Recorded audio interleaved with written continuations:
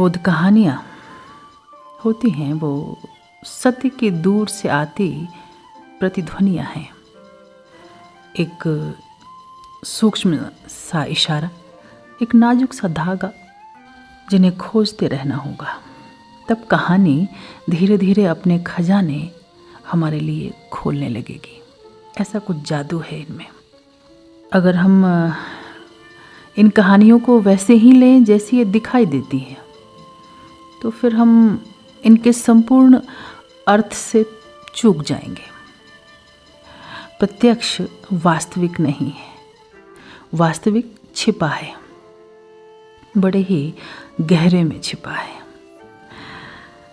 जैसे किसी प्याज में कोई हीरा छिपा हो और हम उसे उघाड़ते जाएं और प्याज की परतों पर परतें और अंत में हीरा उजागर होता है। कुछ ऐसा ही है इन कहानियों में।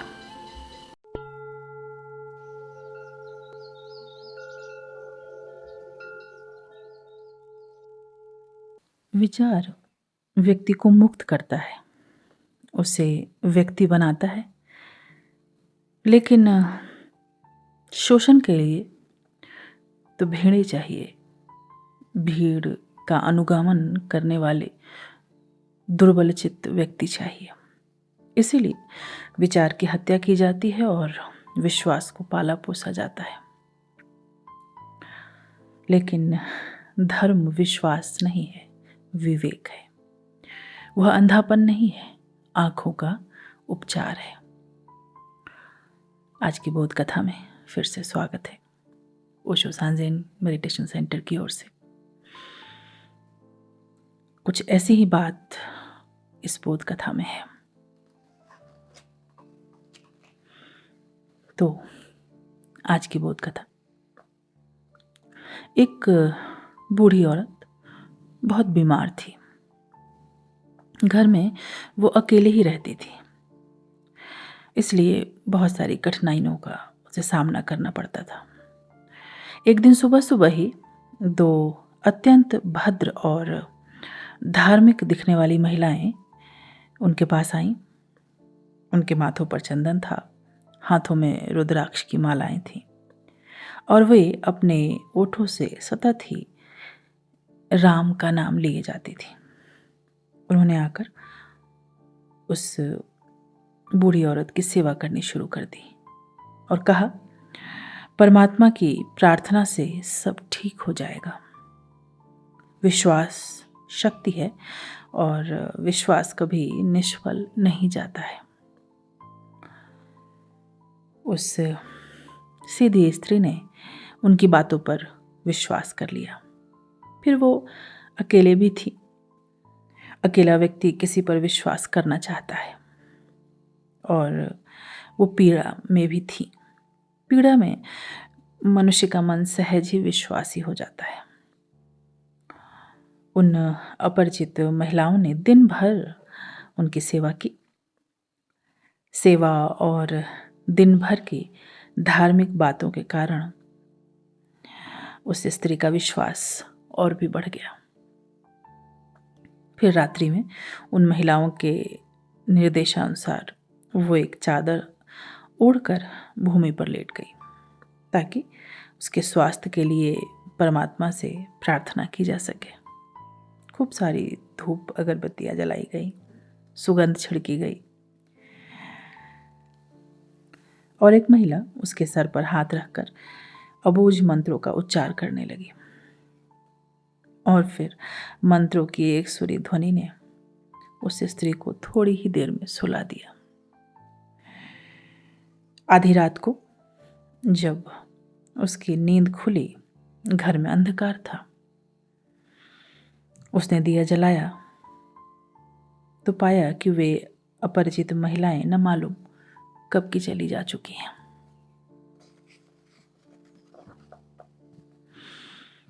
घर के द्वार खुले पड़े हैं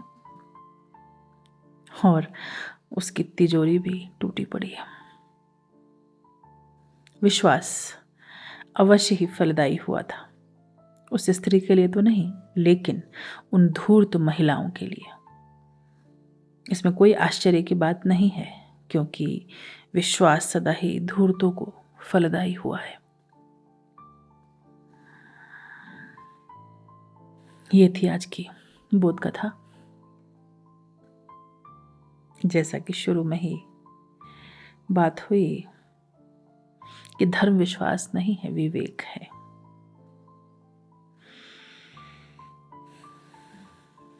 किंतु शोषण के लिए विवेक बाधा बन जाता है। इसलिए लगातार हमें अनेक धर्मों के नाम पर विश्वास का विष पिलाया जाता है। विचार जो कि विद्रोह देता है, चूंकि विद्रोही का शोषण असंभव है, इसीलिए तो विश्वास की शिक्षा दी जाती है। मनुष्य इतना असहाय है, इसीलिए इस असहाय व्यवस्था में, अकेलेपन में बहुत आसानी से विश्वास के लिए तैयार हो जाता है।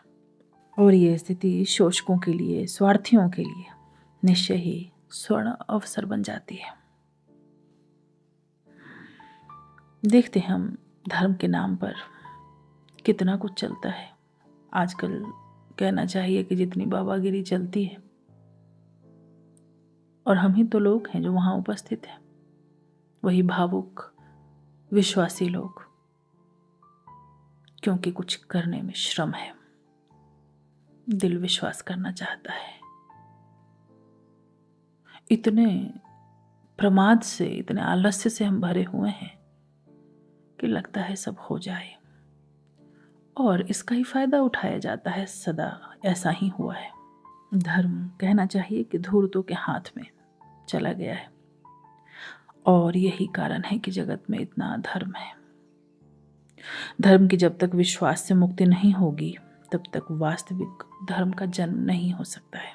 ओशो की दुनिया में भी कहूं तो कितनी चोट की है उन्होंने पंडित पुरोहितों पर, और उन्होंने इससे भी आगाह किया कि मेरे जाने के बाद ऐसा होगा, और हम देख रहे हैं कि ऐसा हो रहा है। क्या क्या पाखंड चल रहा है। ऐसे गुरु के हम शिष्य हैं, लेकिन मानव अपनी कमजोरियों का क्या करे। विवेक की इस अग्नि को जलाना है। धर्म जब विवेक की अग्नि से संयुक्त होता है, तब उसमें स्वतंत्रता, सत्य और शक्ति का उद्भव होता है। धर्म शक्ति है क्योंकि विचार शक्ति है। धर्म प्रकाश है क्योंकि प्रज्ञा प्रकाश है। धर्म मुक्ति है क्योंकि विवेक मुक्ति है। रोज रोज हमें अपने कृत्यों के प्रति जागना होगा कि दिन भर में क्या हम करते हैं, क्या हम बोलते हैं, कैसे हम रहते हैं,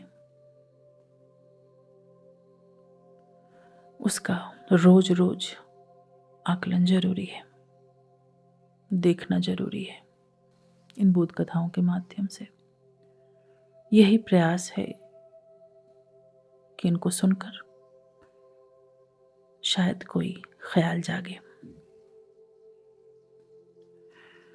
इसकी याद भी आ जाना काफी है कि हम सोए हैं, पता ही नहीं है हमें। तो जैसे कि सभी बोध कथाओं के साथ हम थोड़ी देर के लिए अपने साथ बैठते हैं, जागरूक होकर ध्यान के लिए, फिर बैठेंगे कोई शांत ऐसी जगह जहां आंख बंद करके थोड़ा समय अपने साथ व्यतीत कर सके, चारों तरफ से स्वयं को समेटकर बैठे। पूरा शरीर रिलैक्स रहे, पर सीधा होकर बैठे। कोई बाहर आवाज है, शोर है, तो वो बाहर है।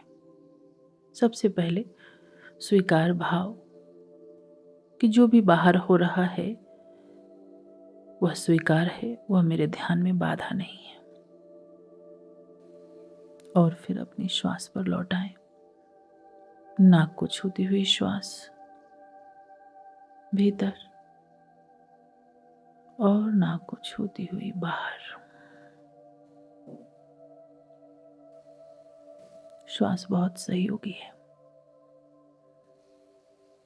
और सदैव वह जागरूकता कि जो भी चल रहा है, जो भी हो रहा है, मैं उसका दृष्टा हूं। बैठे थोड़ी देर ध्यान के लिए जागरूक होकर।